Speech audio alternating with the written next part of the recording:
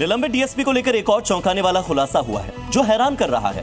इस police officer ने इतनी संपत्ति बनाई कि बेटे की शादी के लिए 200 करोड़ का रिसोर्ट बुक किया था।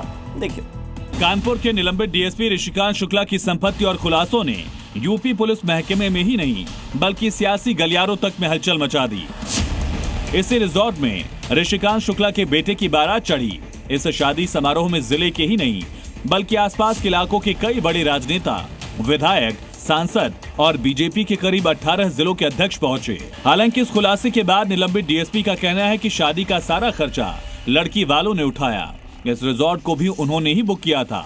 उनका पुश्तैनी पैसा और कारोबार है। ऋषिकांत के बेटे की शादी जो है कानपुर की नामचीन शादियों में शामिल है। कहा यह जा रहा है कि शादी में तो 28 लाख रुपए का तो सिर्फ डीजे बुलाया गया था। लग्जरी शादियों में ये शादी शामिल हुई थी और कानपुर के एक बड़े रिजॉर्ट में इस शादी का आयोजन किया गया था जिसमें कई नामचीन हस्तियों ने शिरकत की थी। इस शादी का वीडियो भी वायरल हुआ था जिसमें कई आईएएस और आईपीएस अधिकारी डांस फ्लोर पर जमकर नाचते नजर आए। इस वीडियो के सामने आने के बाद न सिर्फ पुलिस विभाग में भी चर्चा का माहौल बन गया। अब खुलासे के बाद वो नेता और अफसर बचते नजर आ रहे हैं। मीडिया उनसे सवाल करती है तो उनका कहना है उनका इस केस से कोई लेना देना नहीं है।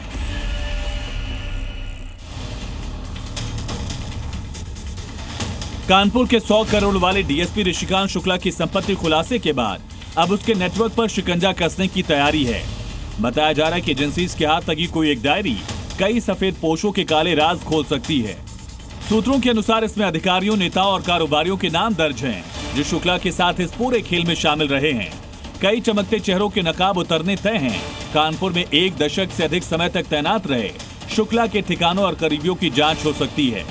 सूत्रों का दावा है कि गोपनीय डायरी के बारे में भी पता चला जिसमें कानपुर के उन साथियों के नाम दर्ज हैं जिन्होंने 100 करोड़ साम्राज्य को खड़ा करने में अहम भूमिका निभाई थी। हालांकि एसआईटी की जांच में ऋषिकांत शुक्ला के साथ डिप्टी एसपी संतोष कुमार सिंह, विकास पांडे, इंस्पेक्टर आशीष द्विवेदी, सभाजीत मिश्रा, अमान मिश्रा के भी नाम सामने आए। ये सभी वर्दी वाले भूमाफिया अखिलेश दुबे के साथ मिलकर कमाई कर रहे थे। बताया जा रहा है कि उनके कई मददगार बड़े अफसर और स्थानीय नेता थे जिन्होंने इस खेल में उनकी ढाल बनकर काम किया। अब जांच एजेंसी इन सभी नामों की परतें खोलने में जुट गई है।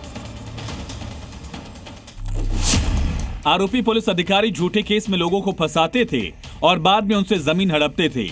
ये भी आरोप है कि शुक्ला कभी कभी कनपट्टी पर बंदूक तानकर पीड़ितों से जमीन कब्जा लेते थे। मनोहर ने यह भी दावा किया कि शहर में ऐसे दर्जनों लोग हैं जिन्हें सस्पेंडेड डीएसपी ने अपने संपर्क में रहे अपराधियों के जरिए डराया, उनसे करोड़ों की जमीनें हड़प ली। जो विरोध करता उसे अपराधी घोषित करवा दिया जाता। इस तरह उन्होंने पुलिस की वर्दी के पीछे से सत्ता और डर का एक समानांतर साम्राज्य खड़ा किया। जब मैं गंगा बैराज यहाँ पे आया तो इसने अपने 4-5 साथियों से भी शशांक चंदेल, संजय यादव, सुरेश अग्निहोत्री, हरिओम गुप्ता, ये सारे 5 लोग आए। ऋषिकांत जी ने पिस्टल लगाई, शशांक चंदेल ने पिस्टल लगाई, बोला कि कोई पैसा नहीं देंगे, तुमको इनकाउंटर अलग करा देंगे और आज के बाद इस जमीन में दिखना नहीं। ये जमीन मेरे लड़के के नाम हो गई है और शशांक चंदेल के नाम हो गई है। मनोहर का दावा है कि रॉयल क्लिफ होटल में उनके बेटे के जन्मदिन का 1.5 लाख रुपए का बिल मैंने चुकाया। अगर मैं अपराधी था तो वो मुझे हर कार्यक्रम में क्यों बुलाते? उनकी पत्नी मुझे खुद कॉल करती। मनोहर ने यह भी खुलासा किया कि उनके पास उस जमीन का रेंट एग्रीमेंट मौजूद है जिसके जरिए शुक्ला ने उनके साथ सौदा किया। अगर रिश्ता ही गलत था तो फिर एग्रीमेंट किस आधार पर हुआ? आज की ऋषिकांत की 100 करोड़ की तो एसआईटी में नहीं वो किया है। लमसम इतनी 100-200 करोड़ की और भी संपत्तियां होंगी, अभी उसमें लगे हुए हैं। कहाँ है कानपुर में संपत्ति? कानपुर में है गंगा बैराज, आप यहाँ पे ये गंगा बैराज है, आगे परियर है, शंकरपुर है, सनी सराय है और ये मैनावती रोड पे रिजॉर्ट और श्री राम नगरी में प्लॉट हैं। डॉक्यूमेंट्स हैं आपके पास? सारे डॉक्यूमेंट एसआईटी को दे दिया गया। ये क्लियर है कि उत्तर प्रदेश में जो भ्रष्टाचार करेगा वो भुगतेगा और योगी छोड़ेंगे नहीं। ऐसी कार्रवाई करेंगे कि पुश्तें याद रखेंगी। और जिस सूबे के सीएम भ्रष्टाचार मिटाने का संकल्प ले चुके हो वहां 100 करोड़ से ज्यादा की काली कमाई करने वाला सबसे बड़ा भ्रष्ट अफसर भला कैसे बच सकता है?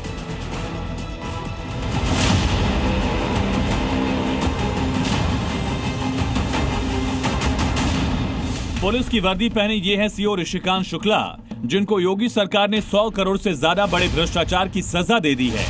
कानपुर के डिप्टी एसपी रहे ऋषिकांत शुक्ला सस्पेंड हो चुके हैं। दारोगा बनकर ऋषिकांत शुक्ला ने यूपी पुलिस की वर्दी पहनी थी, तरक्की पाकर सीओ तक पहुंचे, लेकिन बेहिसाब दौलत कमाने के लिए ईमान को गिरवी रख दिया, वर्दी पर दाग लगा दिया। 1998 से 2009 के बीच कानपुर में तैनाती रही और इस दौरान 100 करोड़ से ज्यादा की संपत्ति के मालिक बन गए। ये ऋषिकांत शुक्ला की ही जमीन है, लगभग 2.5 बीघे की जमीन बताई जा रही है कि 2.5 बीघे जमीन है और इसकी कीमत लगभग 25 करोड़ रुपए बताई जा रही है कि ये ज़मीन उन्होंने हाल फिलहाल साल 1.5 साल के अंदर ही खरीदी है। ऐसे ही हाईवे पे 3 से 4 ज़मीनें और हैं, शहर में 12 ज़मीनें, 11 दुकानें, इसके साथ होटल भी उनके बताए जा रहे हैं। मुख्यमंत्री योगी ने पहले ही सभी अफसरों को चेतावनी दे दी थी, करप्शन करने वाले बचेंगे नहीं, इसलिए डिप्टी एसपी को नाप दिया गया। लेकिन योगी विरोधी भ्रष्टाचार के खिलाफ एक्शन में अपनी सियासत चमकाने से पीछे नहीं हट रहे। समाजवादी पार्टी अध्यक्ष अखिलेश यादव ने सोशल मीडिया पोस्ट में लिखा, जिनके करीबी और सहायक अधिकारी के पास 100 करोड़ की अवैध संपत्ति मिली, तो सोचिए उनके पास खुद कितनी दौलत होगी और उनके उस ऊपर वाले के पास कितनी, जिनके प्रशस्त्व के आशीर्वाद से वो जमींदोज होने से बचे। भाजपा राज मतलब भ्रष्टाचार का भंडार। इस पूरे सियासी विवाद के बीच निलंबित डीएसपी ऋषिकांत पर आगे क्या एक्शन होगा? क्या इसके साथी भी पकड़े जाएंगे? क्या इस मामले में कई और आईएएस, आईपीएस और नेताओं के नाम भी सामने आएंगे? इन तमाम सवालों के जवाब मिलने अब भी बाकी हैं। किसको अच्छा कर्म माने और किसको बुरा कर्म माने? धर्म किसके लिए है, अगर ये पकड़ लिया तो धर्म क्या है ये अपने आप साफ हो जाएगा। क्या आप भी सहमत हैं कि कर्म ही धर्म है? ये परंपराएं, ये रस्मों रिवाज, इनका धर्म से दूर दूर तक कोई लेना देना नहीं है। आचार्य जी, ये इतना अंतर्द्वंद क्यों?